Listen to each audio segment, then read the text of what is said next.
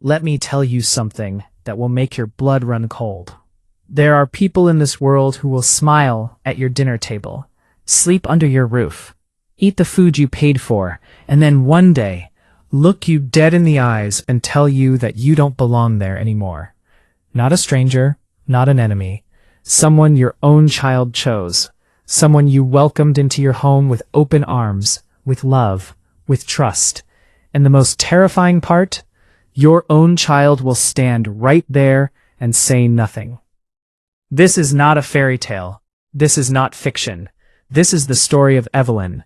Evelyn Marsh was 71 years old. She had soft white hair that she kept neatly pinned every morning, a habit she'd carried since her working days as a school librarian. She had warm brown eyes that crinkled at the corners when she laughed, and she laughed often, because Evelyn had spent her entire life choosing joy, even when life gave her very little reason to.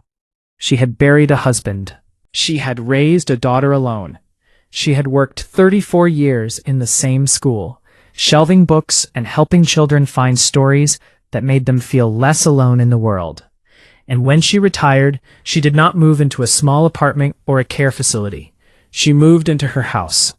The house she had owned for 41 years. The house she had painted herself, repaired herself, paid for herself, and filled with 41 years of memories. Her daughter Camille had moved back in 3 years ago with her husband, Roland. Camille was 44, quiet, gentle in the way that sometimes looks like peace, but is really just fear, wearing a soft expression. Roland was 47, broad-shouldered, loud in rooms where loud was not needed, the kind of man who always needed to be the most important person in every space he entered. Evelyn had tried to like him. She had tried for 3 years. She cooked his favorite meals. She stayed out of the living room when he watched sports. She said good morning, even when he didn't say it back. She tried because Camille seemed happy, or at least Camille seemed settled, and Evelyn had told herself that settled was close enough to happy when you loved someone. She had no idea what was coming. It was a Tuesday evening in October, the kind of evening that feels ordinary in every way, the kind that later you replay over and over, wondering how you didn't sense it. Evelyn had made herself a cup of chamomile tea, changed into her house robe, and settled into her armchair in the living room. Her armchair, the one she had bought in 1987, reupholstered twice, the one her late husband Gerald had napped in on Sunday afternoons. She turned on the television to her evening program, a British mystery series she had been following for 6 weeks. She was not bothering anyone. Roland came downstairs. He walked into the living room, picked up the remote from the side table, and turned the television off. Not a question, not a word. He just turned it off and stood there. And Evelyn looked up at him confused, thinking perhaps something had happened, perhaps there was news, perhaps he needed to speak to her about something important. And then he said it. He looked at her sitting in her own armchair, in her own living room, in her own home of 41 years, and he said, "Go to your room, old woman. This is my house now." The room went completely silent. Evelyn did not scream. She turned her head slowly toward the doorway, where Camille was standing, because she had heard Camille come down the stairs a few seconds before, and she looked at her daughter, the child she had raised alone, the child she had sacrificed everything for, the child she had loved with every cell of her body since the moment she was born. And Camille looked away, not at the floor, not at Roland. She just turned her face slightly to the side, toward the wall, as if the wall was very interesting, as if there was something on the wall that required her full attention at that particular moment. Evelyn sat with that for 3 seconds, maybe 4. Then she stood up. She did not say a word to Roland. She walked to the hallway, took her coat from the hook, picked up her handbag from the shelf, and reached for her keys, the keys that opened the door of the house she had owned for 41 years. She held them in her hand for a moment, feeling the familiar weight of them, the little keyring that her granddaughter had made her out of beads at summer camp 4 years ago. Then she walked out the front door, got into her car, and drove away into the October night. She did not go back that night. And before we go any further, if you are new here, Please subscribe and hit that notification bell, because every single week we bring you real stories about real people, about justice, dignity, and the moments when life finally turns in the right direction. These stories are for everyone who has ever been dismissed, overlooked, or underestimated. You are in the right place. And we want to hear from you. Wherever you are watching this right now, whether it is from your living room, your phone in bed, your lunch break at work, drop it in the comments below. Tell us where you are watching from. We read every single one. Back to Evelyn. Because the next 24 hours were about to change everything. Evelyn drove for 20 minutes without knowing where she was going. That is what shock does to a person. It does not always look like trembling hands or tears streaming down a face. Sometimes shock looks like a 71-year-old woman driving calmly through quiet October streets with the radio off and both hands on the wheel, her mind completely blank, her body on autopilot, moving away from something it could not yet fully process. She stopped at a red light on Hargrove Street and looked at her own reflection in the dark window of a closed pharmacy and thought, "Who is that woman?" And then the light turned green, and she kept driving. She ended up at the home of her oldest friend, Dorothy Sims. Dorothy was 73, a retired nurse who lived in a small yellow house on Pembridge Lane with 2 cats and a collection of ceramic owls that covered every available surface in her kitchen. Dorothy and Evelyn had been friends for 47 years. They had met at a neighborhood association meeting in 1978 and had been inseparable ever since. Dorothy had held Evelyn's hand at Gerald's funeral. Evelyn had sat with Dorothy through 3 rounds of chemotherapy 11 years ago. There was nothing these 2 women had not seen each other through. Evelyn knocked on the door at 9:47 at night. Dorothy opened it, took one look at Evelyn's face, and stepped aside without asking a single question. That is what a real friend does. She put the kettle on, set out 2 mugs, and waited. And when Evelyn sat down at Dorothy's little kitchen table, surrounded by ceramic owls, and finally exhaled, the whole story came out. All of it. Not just tonight. All 3 years of it.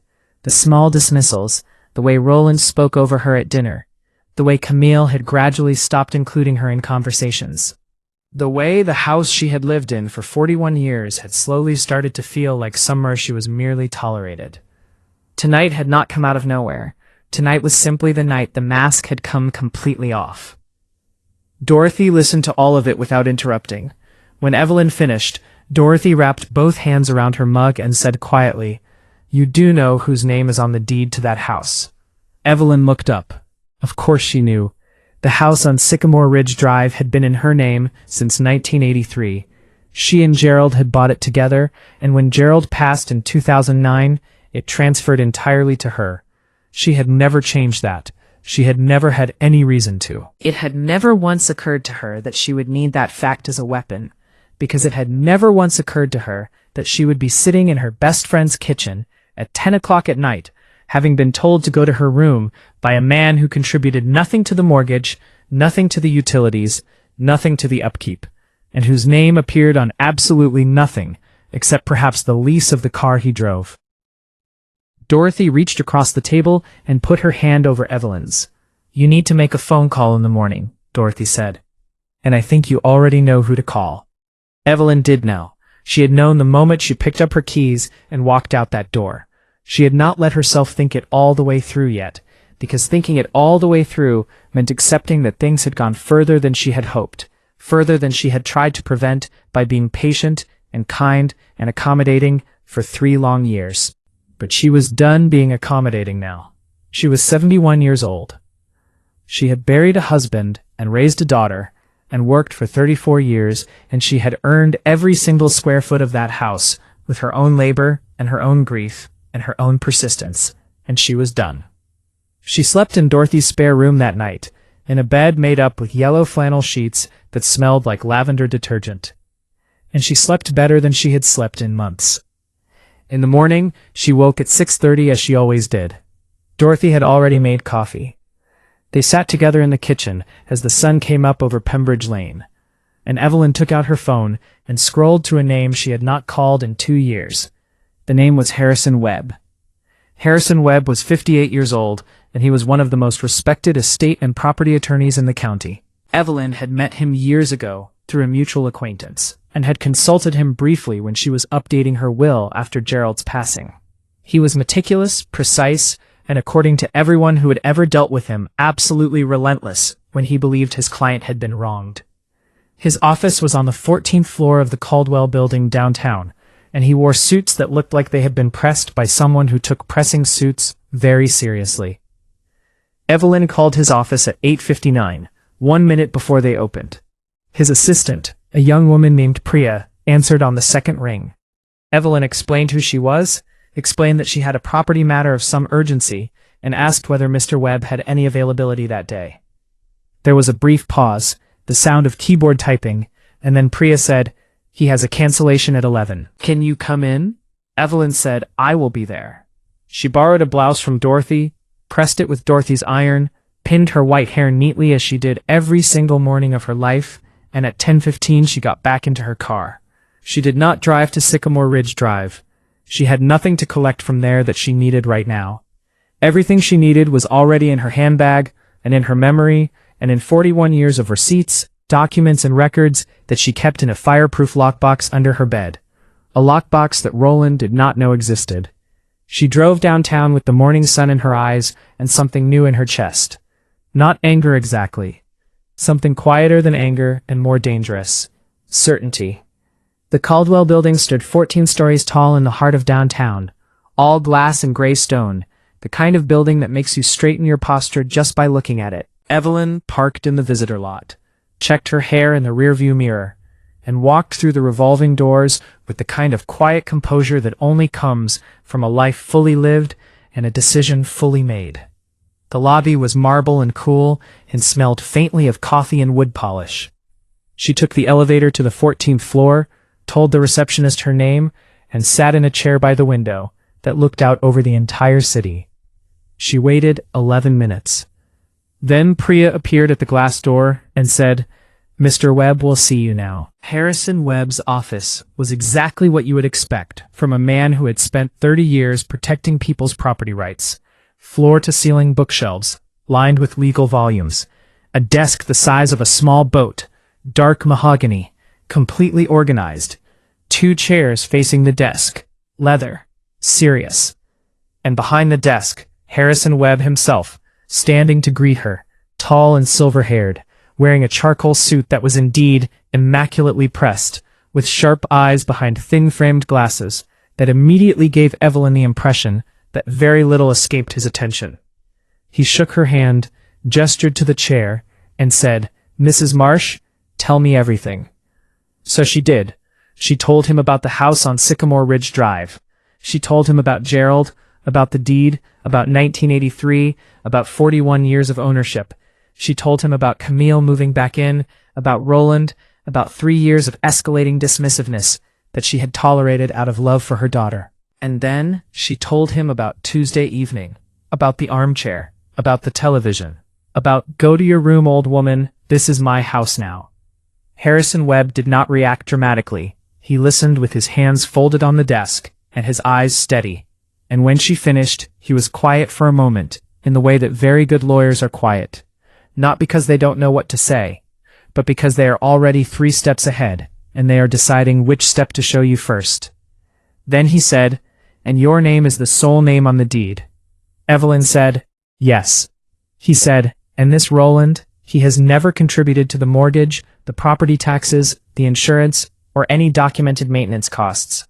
Evelyn said, "Not a single dollar." Harrison Webb unfolded his hands, picked up his pen, and said, "Mrs. Marsh, I want you to understand something clearly. That man has no legal claim to your property. None. Not partial, not implied, not in any interpretation of any law in this state. The moment he told you to leave your own home, he crossed a line that has a very specific legal remedy, and I would very much like to help you pursue it." Evelyn felt something loosen in her chest that she hadn't realized had been tight for 3 years. They spent the next hour going through everything. Harrison explained that the process would begin with a formal notice, a legal document delivered to the property that established in unambiguous terms that the home belonged to Evelyn, that any occupants resided there at her discretion, and that any attempt to restrict her access to or enjoyment of her own property constituted unlawful interference. He explained that if Roland or anyone else had been under some informal impression that the house was transitioning into their ownership or control, that impression was about to be corrected in the most official way possible. He also explained that given the circumstances, given what had been said, given that Evelyn had effectively been driven from her own home, they could move quickly. How quickly? Evelyn asked. Harrison Webb looked at her over the top of his glasses and said, "I can have someone at that door tomorrow morning." Evelyn thought about Roland sitting in her living room right now, in her armchair perhaps, watching her television, completely confident, completely comfortable, utterly certain that he had won whatever small, cruel power game he had been playing. She thought about Camille, looking at the wall. She thought about 41 years of mortgage payments and property tax bills, and the summer she had personally repainted the entire exterior of that house with a brush and a ladder because she couldn't afford to hire anyone. She thought about Gerald's ashes, which were in a small cedar box on the bookshelf in the study, the room Roland had started calling the home office as if he worked there, as if it were his. She looked at Harrison Webb and said, "Tomorrow morning is perfect." What happened next was a masterclass in quiet precision. Harrison's team pulled the deed records, the property tax history, the title documents, all of it clean and clear and entirely in Evelyn's name, going back 4 decades. They drafted the formal notice, a document that was polite in its language and absolute in its meaning. And Harrison reviewed every line of it himself before signing off. He also advised Evelyn that she was within her rights to return to the property at any time, that no one could legally prevent her from entering her own home, but he suggested gently that it might be more effective to let the morning's visit do its work first. Let the message arrive in its proper form before she walked back through the door. Evelyn agreed. She was in no hurry. She had waited 3 years. She could wait one more night. She drove back to Dorothy's house, and Dorothy had made soup, the thick vegetable kind that she always made when something needed to be fixed, as if the right soup could set the world back on its axis. They ate together at the small kitchen table while the October light faded outside, and Evelyn told Dorothy everything that had happened in Harrison Webb's office. And Dorothy listened and nodded, and when Evelyn finished, Dorothy raised her mug of tea and said, "To Gerald, who bought a house and put it in your name, and never could have known how right that decision was." Evelyn raised her mug and said, "To Gerald." They sat quietly for a moment, the two old friends, in the warm yellow kitchen with the ceramic owls watching from every shelf. And outside the October wind moved through the trees on Pembridge Lane, and somewhere across the city on Sycamore Ridge Drive, Roland was sleeping soundly in a house he believed was his, with no idea that tomorrow morning a man in a very well-pressed suit was going to ring the doorbell and change everything. He would wake up tomorrow the same man he was today, loud, certain, entitled, completely unaware that the ground beneath him was about to give way. And Evelyn, for the first time in 3 years, slept without a single worry in the world. The next morning arrived the way justice sometimes does, quietly, without drama, in ordinary daylight. Roland woke at 8:30, which was late by most standards, but perfectly normal for a man who had never once in 3 years set an alarm in Evelyn's house. He came downstairs in his house slippers, the ones he had left in the hallway, as if the hallway were a hotel corridor, and someone else would move them. He made himself coffee in Evelyn's kitchen, using Evelyn's coffee maker, with the coffee beans that Evelyn had bought and left in the cupboard. He stood at the kitchen counter scrolling through his phone, and felt, as he often did in the mornings in that house, completely at ease, completely in charge. He had said what needed to be said last night. He was, in his own mind, a man who had finally drawn a line, and he was satisfied with himself in the deep, uncomplicated way that people are satisfied when they have confused cruelty for strength. Camille was quieter than usual at breakfast. She moved around the kitchen carefully, the way she had been moving for 3 years, like someone trying not to take up too much space in a room. She had not called her mother last night. She had picked up her phone twice and put it down twice, and told herself that things would settle, that her mother had overreacted, that Roland had just been tired and frustrated, and that it would all look different in the morning. This is what people tell themselves when they are not ready to see what is directly in front of them. At 9:41 in the morning, the doorbell rang. Roland looked up from his phone. Camille looked toward the hallway.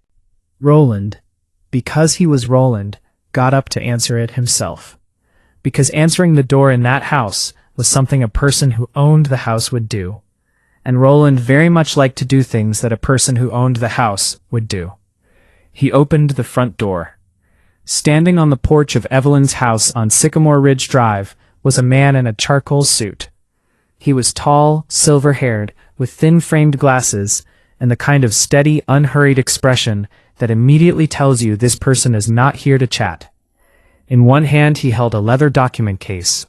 In the other he held a sealed envelope with Roland's full name printed on the front, with the kind of clarity that suggested it had been typed by someone who wanted there to be absolutely no confusion about who this was for. Harrison Webb had sent his senior associate, a composed and precise woman named Margaret Osei, who stood beside the silver-haired man with a second document folder and a small portable notary kit, because Harrison Webb was thorough and he believed in doing things completely. The silver-haired man was a certified process server named Thomas Breck, who had been serving legal documents for 22 years, and who had seen every possible reaction a person could have when handed an envelope they were not expecting. He had seen tears, anger, confusion, and once, memorably, a man who simply sat down on his own front step and stared at the middle distance for 4 minutes without speaking. Roland looked at the envelope with his name on it and said, "What is this?" Thomas Breck said, "Are you Roland Fitch?" Roland said yes, and the word came out slightly smaller than he intended. Thomas Breck held out the envelope and said, "You've been served." And Roland took it the way people always take things they don't want, reflexively, before their brain has caught up with their hand. Margaret Osei then spoke. She identified herself, explained that she represented the legal interests of Mrs. Evelyn Marsh, sole and exclusive owner of the property at this address, and that the documents Roland was now holding constituted formal legal notice regarding the terms and conditions of his occupancy on Mrs. Marsh's property. She spoke in the pleasant, professional tone of someone who does this regularly and finds it neither enjoyable nor unpleasant, simply necessary. She explained that Mrs. Marsh had not transferred, sold, gifted, or in any other way relinquished ownership of this property at any point in the past 41 years, that the deed remained entirely and exclusively in her name, and that any verbal or implied suggestion that this property belonged to Roland Fitch or was transitioning into his ownership or control was not only factually incorrect, but had now been formally and legally documented as such. Roland stood in the open doorway, holding the envelope, and said nothing. Margaret Osei continued. She explained that Mrs. Marsh was exercising her right as sole property owner to formalize the occupancy arrangement, that Roland and Camille were welcome to remain in the property, under clearly defined terms which were outlined in the documents he was holding, and that any further incidents in which Mrs. Marsh was made to feel unwelcome, restricted, or in any way subordinate within her own home would constitute grounds for a formal eviction process, which Mrs. Marsh's legal team was fully prepared to initiate, should it become necessary. She said all of this without raising her voice, without losing her pleasant professional tone, and without breaking eye contact with Roland for more than a second. Then she said, "Mrs. Marsh will be returning to her home this afternoon. We ask that her arrival be met with the courtesy and respect appropriate for a homeowner returning to her own property." Thomas Breck handed Roland a second document, which was a copy of the original deed, dated 1983, with Evelyn's name on it in black and white, as clear and as old and as irrevocable as the house itself. Then Margaret Osei said, "Have a good morning," and they both turned and walked back down the porch steps to the car parked at the curb, and Roland stood in the open doorway, holding 2 documents and an empty coffee mug, and watched them go. Behind him, Camille had come into the hallway. She had heard every word. She stood very still and looked at her husband standing in the open door, and she thought about her mother driving away into the October night, with her keys in her hand and her chin level. And she felt something crack open inside her chest that she could not name, but that had been a long time coming. Roland closed the door. He looked at the documents in his hand. He looked at Camille. He opened his mouth and she said, quietly and clearly, "Don't. Just don't." At 2:15 that afternoon, Evelyn Marsh pulled into the driveway of her house on Sycamore Ridge Drive. She sat in the car for a moment, looking at the front of it, the house she had painted and repaired and paid for, and filled with 41 years of life. Then she got out, walked up the porch steps, put her key in the lock, and opened her own front door. The house was quiet. Roland was nowhere to be seen. Camille was sitting at the kitchen table, and when she heard the door, she stood up and turned around, and her eyes were red, and she said, "Mom," and her voice broke completely on that single word. Evelyn set her handbag on the hallway shelf, hung her coat on her hook, and walked into the kitchen and looked at her daughter for a long moment. Then she opened her arms, and Camille stepped into them the way she had not done since she was a child. And she wept, and Evelyn held her and said nothing because there was nothing that needed to be said yet. There would be time for words later. There would need to be honest and difficult words later, but right now her daughter was in her arms, in her kitchen, in her house, and that was enough. Roland moved out 3 weeks later. He did not make a scene about it. Whatever confidence he had carried into that Tuesday evening had not returned after the morning on the porch. Some people, when they are finally shown the true shape of reality, simply deflate. The loudness goes out of them. They were never as powerful as they believed. They were only as powerful as the people around them allowed them to be. And that permission had been quietly, permanently, and legally revoked. Evelyn returned to her armchair. She made her chamomile tea. She turned on her British mystery series and found the episode where she had left off, because the streaming service had remembered her place, even if certain people in her life had temporarily forgotten it. She tucked her feet up under her and listened to the familiar sound of her own house around her. The creak of the floorboard at the top of the stairs, the hum of the refrigerator, the October wind against the windows, all the sounds of 41 years. And somewhere in the city, Harrison Webb was already back at his mahogany desk, reading the next file, pressing forward, doing what he did. But in this particular house, on this particular evening, his work was done. Evelyn reached for her tea and smiled. It had always been her house, and now everyone knew it. If this story moved you, if it made you feel something, if it reminded you that dignity is always worth defending no matter how long it takes, please give this video a like and share it with someone who needs to hear it today. And if you are new here, subscribe, because every week we bring you stories exactly like this one. Stories about real people, real moments, and the quiet power of those who refuse to be diminished. Drop a comment below and tell us where in the world you are watching from right now. We are a community here, and every single comment means something to us. And remember this: it does not matter how loud someone is. It does not matter how certain they seem. If the deed has your name on it, the house is yours. And if someone forgets that, there is always a man in a suit who will remind them. Good night, Evelyn. You earned it.